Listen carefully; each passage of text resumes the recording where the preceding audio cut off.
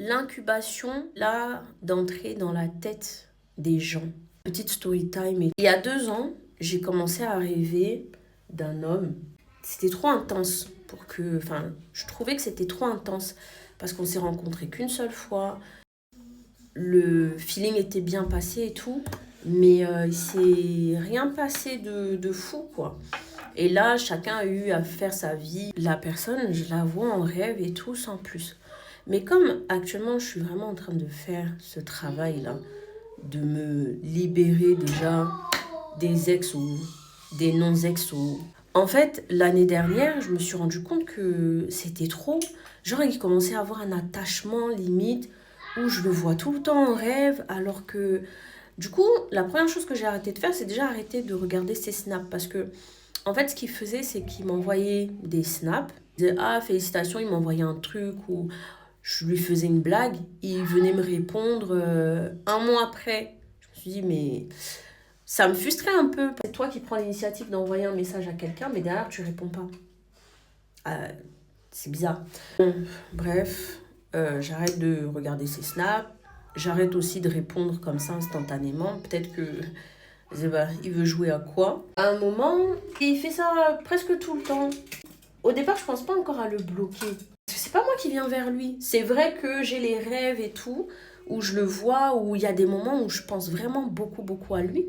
Et donc, pendant mon travail de coupure de lien avec toutes les personnes que j'ai pu connaître de manière intime ou non, ou juste on s'est croisés, et puis voilà, parce que je rappelle que on s'était juste vu une seule fois. Après, on s'est parlé pendant longtemps au téléphone et tout, mais ça remontait vraiment à 2018, hein. J'ai vu que c'était trop, que... Oh, c'est quoi ça? On s'est jamais revus, on se parle à peine, et encore, bon, voilà quoi, moi je fais ma petite vie de mon côté, je suis maman, lui-même aussi, je comprends qu'il est en couple et tout, et moi je veux pas d'homme en couple.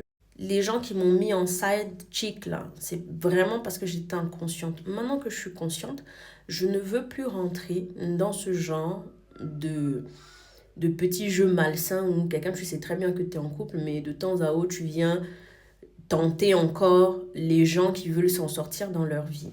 Donc, à un moment donné, je regardais plus ses snaps. S'il m'envoyait un snap, par politesse, et puis il m'a jamais rien fait, pourquoi je vais pas lui répondre? Donc j'étais un peu tiraillée, quoi.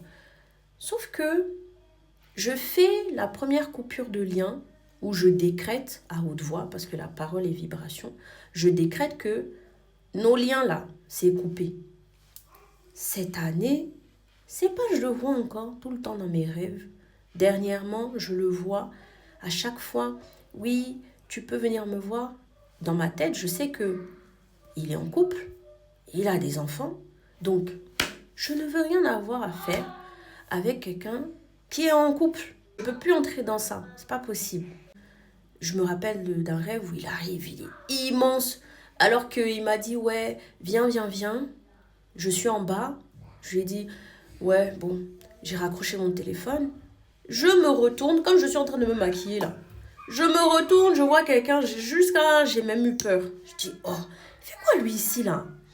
Après, il va se placer devant ma famille pour dire que, genre quand je me suis retournée, il y avait ma famille.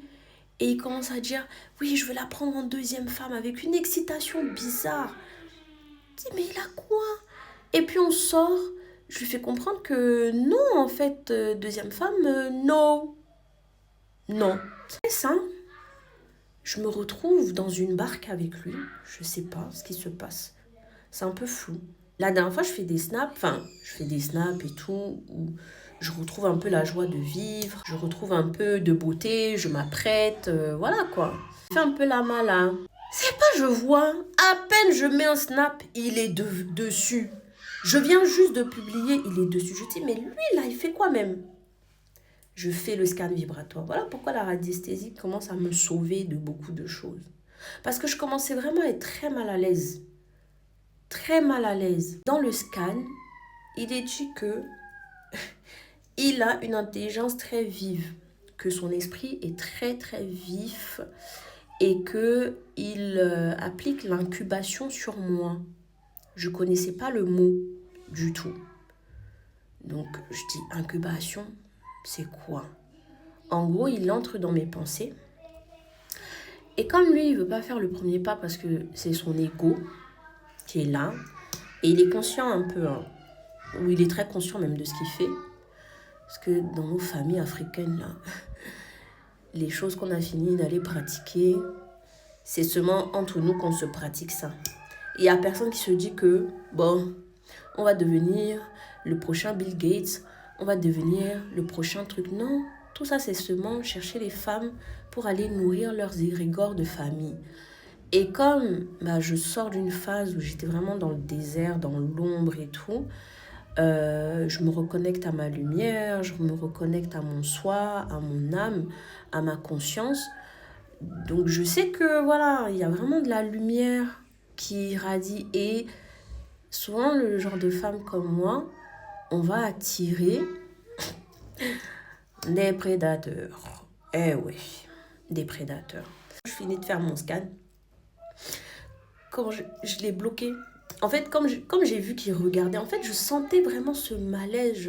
Je l'imaginais même en train de regarder, genre scruter comme ça. En fait, l'incubation, il entre dans tes pensées, il entre dans tes rêves et il te fait voir ce qu'il veut. Les gens qui pensent que le rêve, là, quelqu'un vient, il te touche, il t'embrasse, il te fait je sais pas trop quoi et tout ça, là.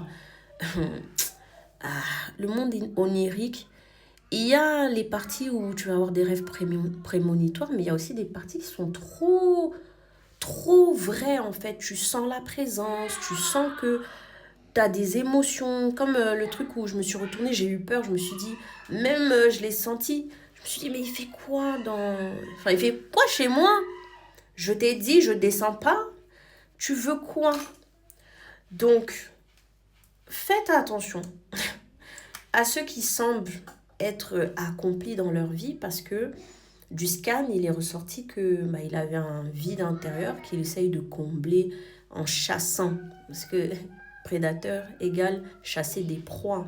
Et il va forcément chasser des femmes de cette manière. Et donc, des fois, tu revois peut-être ton ex, tu te dis « Oh, mon ex !» ou bien quelqu'un avec qui tu as eu une affinité particulière. Mais la personne, elle veut que tu l'appelles parce que pour lui, ou bien elle veut que tu lui envoies un message parce que pour lui, bon, c'est pas à lui de faire le premier pas. Mais faites confiance à votre intuition. Les gens qui vont dire que non, c'est de la folie et tout, le monde est d'abord spirituel. Et il y a des gens il y a des prédateurs, ils sont, pas liés. Il y en a même, ils font des rituels pour venir asseoir leur gène de prédation là sur ton enfant tant que l'enfant est dans le ventre, même quand on sait que tu es enceinte. C'est pour ça que des fois on dit que quand tu es enceinte, faut pas trop en parler. Ils vont le savoir, mais voilà, il y a des manières de gérer ça.